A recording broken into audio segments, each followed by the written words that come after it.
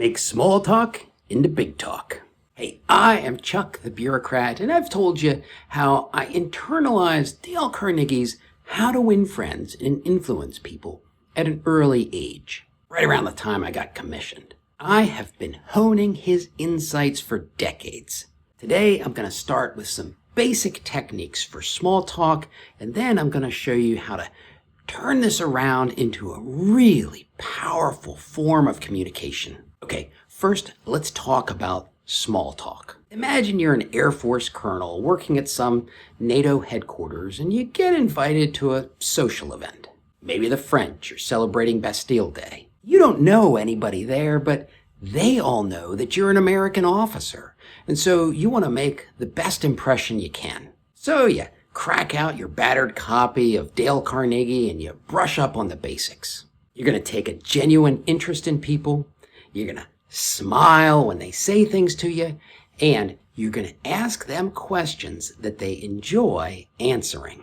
So the first question you got to ask yourself is, how do you know what questions they're going to enjoy answering? Well, it turns out that human beings transmit almost constant signals of what they want to be talking about. And those signals, those clues, they're embedded in the things they say. It is such a strong and consistent pattern that you can almost reduce small talk to just call and response. You just take some word or idea from the last thing they said, and then you ask them a question about that. I recently got back from Panama. You go to Panama often? Yeah, it's my second visit. Really? What took you back? My brother has a shipping business down there. What kind of shipping does he do? Now, in this little example, I just gave short responses, but when you get people talking about themselves, they give you lots and lots of material to work with. I know a guy who uses this technique to play a game where he tries to learn as much as he can about the other person without actually divulging anything about himself. Because this little back and forth, it can go on indefinitely. And really, the only thing that'll stall it is if you switch to I, me, my statements.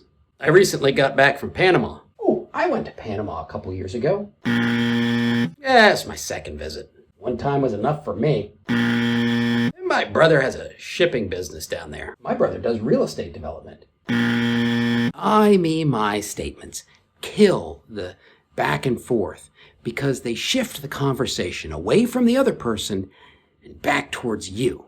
And since I, me, my statements aren't questions, there is no way for the other person to naturally respond. But if you really want to take these techniques for small talk and turn them into powerful, insightful, sometimes life-changing conversations, there's a couple of topics that you want to steer people towards. In fact, these topics can be handy for just getting conversation started. There are three things that people love to talk about: their possessions, their accomplishments, and their plans for the future. The absolute best, foolproof, non-invasive way to get a conversation started in any generic situation is to ask a question about one of the most treasured possessions people have: their pets. You might say something like this: my wife is thinking about getting a dog. You ever have a dog? Number one, you just implied that you are seeking their advice, and people love that. And number two, whether they had a dog or not, they're going to tell you a story about it. How much they loved Rover, or how their brother was allergic so they didn't have a dog, or how they lived in the city so instead they had a turtle. They're going to tell you a long story, and then you're just off to the races. They pause, you ask a question. Now, you might have already guessed this about me, but I'm not really a people person. I mean, I like people, and I get bored if I'm alone too long. But the idea of going to a cocktail mixer party after work, ugh. So if I find myself stuck in one of these situations where I have to make small talk, I have an ulterior motive. My goal is to learn something new from the people that I'm talking to. Ironically, this self-centered goal really amps up my genuine interest in the people I'm talking to.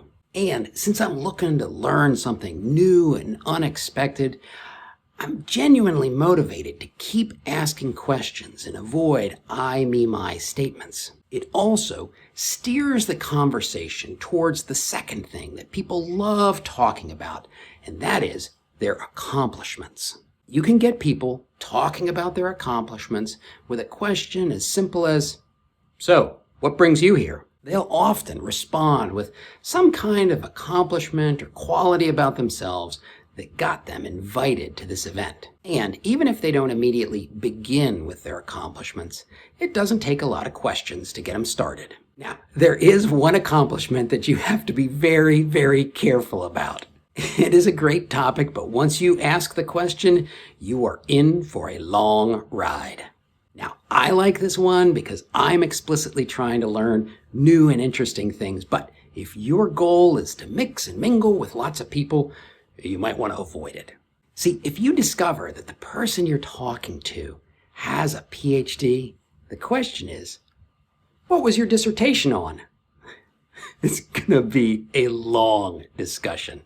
Now, if talking to people about their accomplishments starts to taper off, I switch to the third thing that people love to talk about, and that is their plans about the future. Now, bear in mind, there is a difference between the future and their future. Asking about their future can feel invasive to them, and so you have to judge the right approach based on how open they've been up to this point. If they seem comfortable sharing personal details, I'll often say something like, "So, what does the future look like for you?" If they don't seem comfortable, I'll say, "How does the future look to you?" These two sentences are so similar that if you accidentally use the wrong one, you can switch to the other one. It's barely perceptible. In the end, these simple techniques can keep you engaged and growing for hours. And the plus side is people think you're an engaging and scintillating conversationalist. And now that you're a superstar at cocktail parties, watch this video to see how you can engage people at work to get even more done.